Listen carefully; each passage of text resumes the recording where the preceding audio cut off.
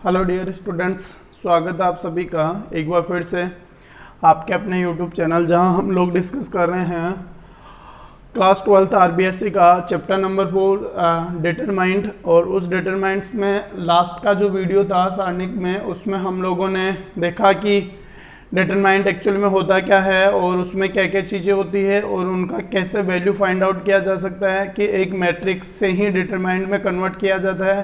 यानी डिटरमाइंड जो सारणिक होती है वो एक मैट्रिक्स की ही होती है। और कौन सी मैट्रिक्स की होती है? एक स्क्वायर मैट्रिक्स हो तो उसकी एक डिटरमाइंड बनाई जा सकती है। अन्यथा अगर स्क्वायर मैट्रिक्स नहीं होगी, कोई भी मैट्रिक्स स्क्वायर नहीं होगी, तो उसकी डिटरमाइंड नहीं बनाई जा सकती है, कैलकुलेट नहीं की जा सकती। ये हम लोगों ने लास्ट क्लास में सीखा। फिर हमने देखा कि एक ऑर्डर की डिटरमिनेंट हो सकती है, 2 ऑर्डर की डिटरमिनेंट हो सकती है, 3 ऑर्डर की डिटरमिनेंट, क्योंकि स्क्वायर मैट्रिक्स 1 ऑर्डर की हो सकती है, 2 ऑर्डर की हो सकती है, 3 ऑर्डर की हो सकती है, 3 क्रम की। तो हम लोगों ने 3 क्रम की डिटरमिनेंट्स तक देखा और उनकी वैल्यूज फाइंड आउट करना सीखा हम लोगों ने कि 1 ऑर्डर की डिटरमिनेंट की वैल्यू तो वही आती है जो वो होती है। फिर 2 ऑर्डर की डिटरमिनेंट की वैल्यू हम लोगों ने फाइंड आउट करी ऐसे, जैसे A1 A2 और ये B1 B2 है ना, तो इसकी वैल्यू फाइंड आउट करने के लिए क्या किया? A1 B2 minus B1 A2, ये हम लोगों ने फाइंड आउट किया या निकाला। फिर 3 ऑर्डर की डिटरमिनेंट थी। 3 ऑर्डर की determinants, let's suppose A1 A2 और A3, ये है B1 B2 और B3, this is C1 C2 and C3। ये 3 ऑर्डर की डिटरमिनेंट्स है, 3 ऑर्डर की डिटरमिनेंट्स है मैट्रिक्स, और उसको डिटरमिनेंट में कन्वर्ट किया। फिर हमें इसकी वैल्यू फाइंड आउट करना है।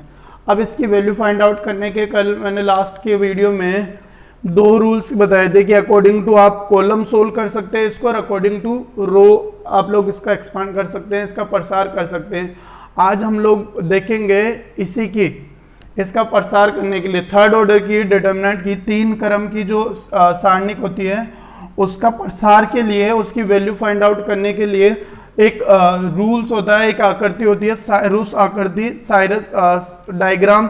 उससे भी हम लोग क्या कर सकते हैं? फाइंड आउट कर सकते हैं किसी भी डिटरमिनेंट की वैल्यू। कैसे काम करता है वो साइरस डायग्राम, वो हम लोग देखने वाले हैं। यह आपकी डिटरमिनेंट है, एज इट इज, इसको ऐसे की ऐसे ही लिख दीजिए, इसमें कोई चेंजेस नहीं करने हैं हमें। और जैसे ही मेरे पास में ये डिटरमिनेंट आती है, इसमें मैं 2 लाइनों को वापस से लिख रहा हूं, और उन 2 लाइनों को वापस से लिखने के बाद में क्या होगा? कौन कौन सी? एक तो A1 A2 सॉरी B1 और C1, इनको वापस लिख दिया। फिर एक हम लोगों ने क्या लिखी? A2 B2 और C2, इन दोनों को वापस लिख दिया। ये दोनों वापस लिखने के बाद में एक इसके डायगोनल्स को बनाया हम लोगों ने। इसका डायगोनल ये बन गया, इसका डायगोनल एक ये बन गया, और एक ये जो डायगोनल था, एक ये डायगोनल बन गया। 3 डायगोनल बन गए। सिमिलरली ऐसे ही क्रॉस डायगोनल भी बनाए अगर 3 हम लोग, तो क्या बन जाएंगे हमारे पास में? एक जो डायगोनल है वो तो ये बन जाएगा, दूसरा डायगोनल है वो ये बन जाएगा, और तीसरा डायगोनल इस तरह से ये बन जाएगा। ये 3 डायगोनल्स बन गए। अब इनमें जो 3 डायगोनल्स बने हैं, उनके सारे एलिमेंट्स को आप लोग क्या करें?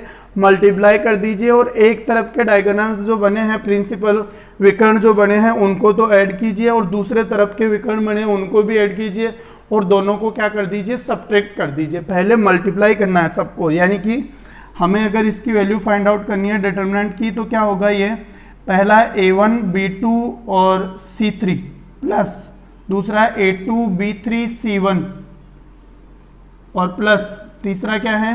A3 B1 C2, और इनमें से ये तो हो गए एक तरफ के डायगोनल्स, और इनमें से लेस कर दीजिए किनको?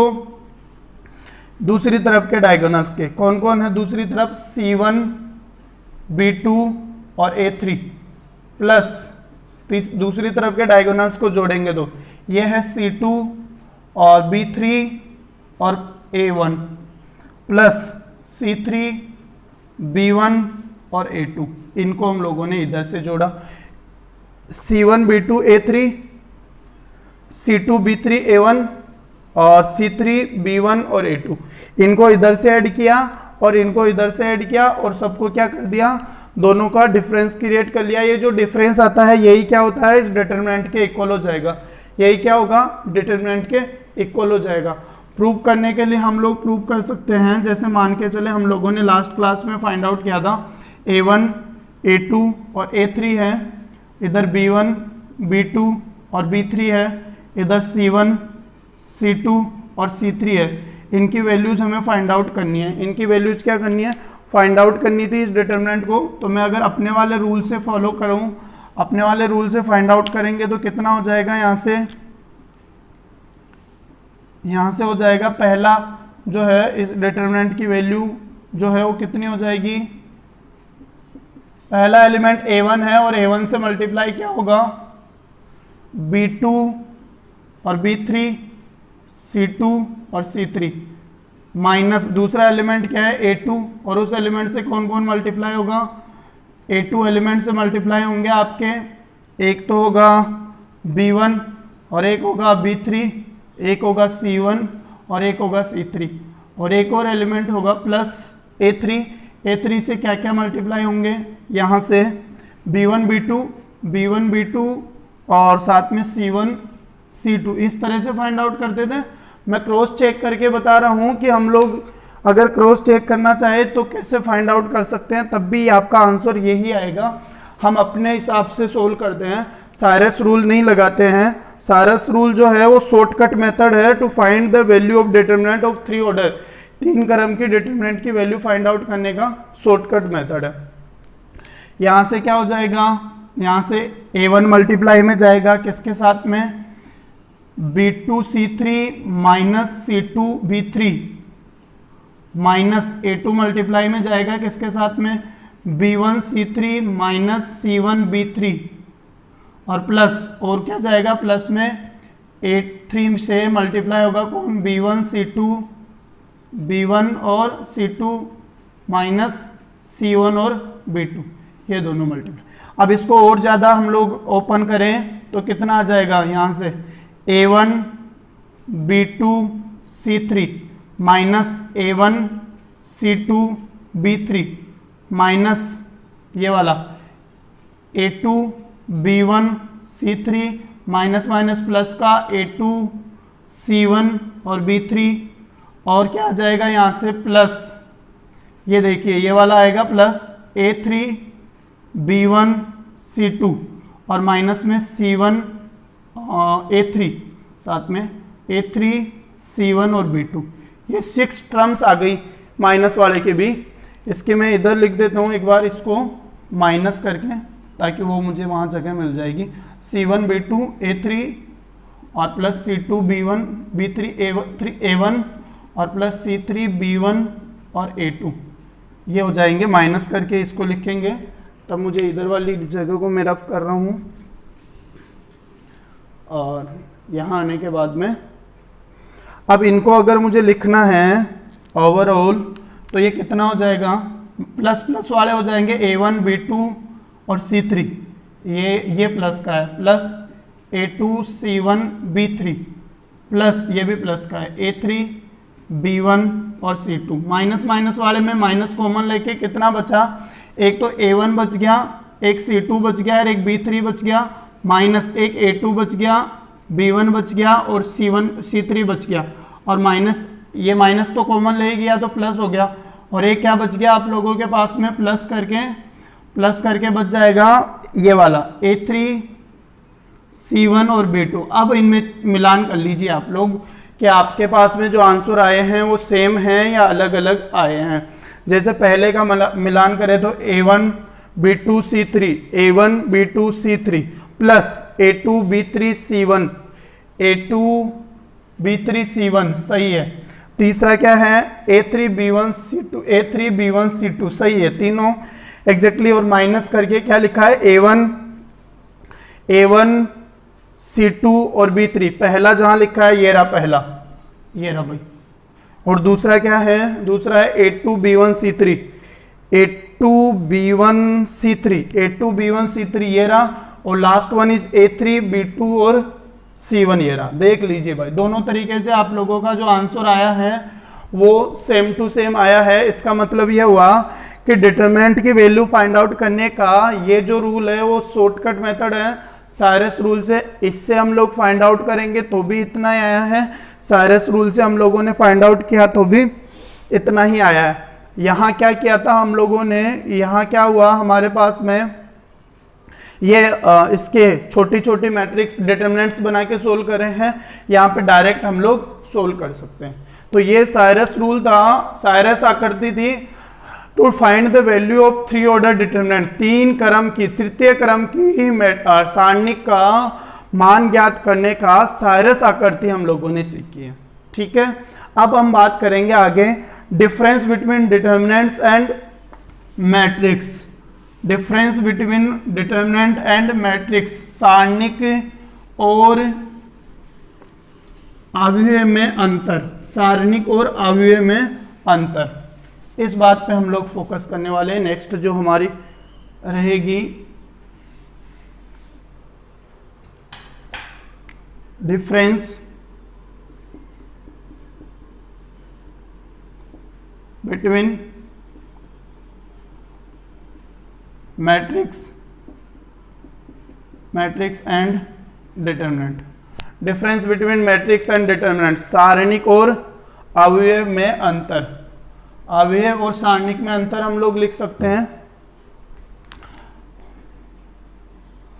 अवयव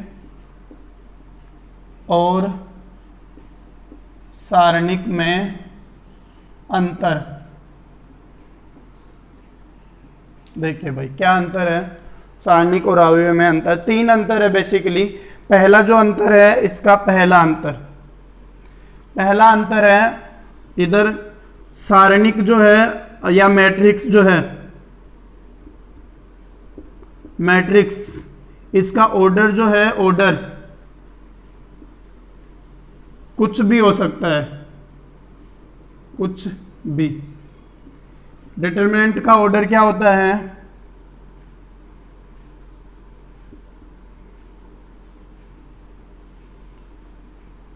डिटरमिनेंट का जो ऑर्डर होगा, क्रम जो होगा वो क्या होगा, वर्ग होगा, वर्ग यानी स्क्वायर शेप में होगी, स्क्वायर ऑर्डर की। इसका कुछ भी हो सकता है, एनी ऑर्डर, और इसका जो होगा वो क्या होगा, स्क्वायर ऑर्डर की होगी। ये जो होगी डिटरमिनेंट होगी वो क्या होगी, स्क्वायर ऑर्डर की होगी, पहली बात। तो दूसरी बात सॉल्यूशन, दूसरी बात सॉल्यूशन।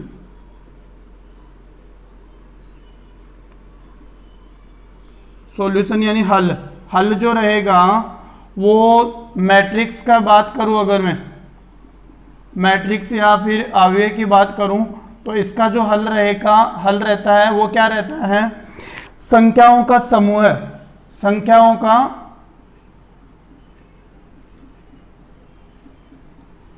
समूह है, या कह सकते हैं नंबर्स का अरेंजमेंट, अरेंजमेंट्स ऑफ नंबर्स, संख्याओं का समूह है या कॉम्बिनेशन ऑफ नंबर्स, या फिर कह सकते हैं इसका अंतर। और इसका जो सॉल्यूशन होता है ना डिटरमिनेंट का, डिटरमिनेंट का जो सॉल्यूशन होता है सारणी का, वो होता है एक पर्टिकुलर यूनिक नंबर, एक संख्या होती है। इसमें संख्याओं का समूह होता है और इसमें क्या होता है, संख्या होती है, नंबर होता है।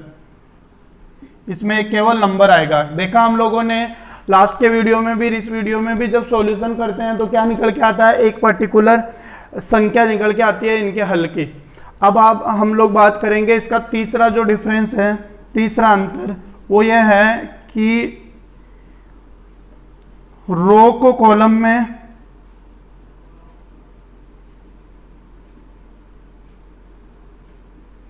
रो को अगर कॉलम में इंटरचेंज कर दिया,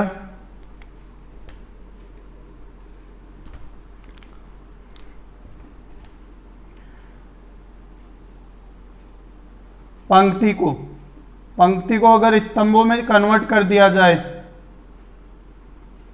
स्तंभों में, पंक्तियों को स्तंभों में कन्वर्ट कर दिया जाए,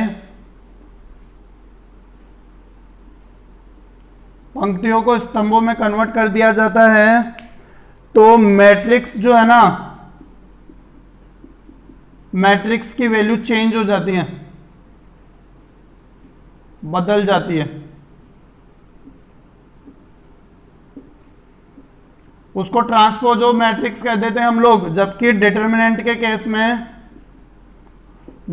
के केस में सारणिक के केस में ये मान नहीं बदलता है, अनचेंज्ड रहता है, बदलता नहीं है मान।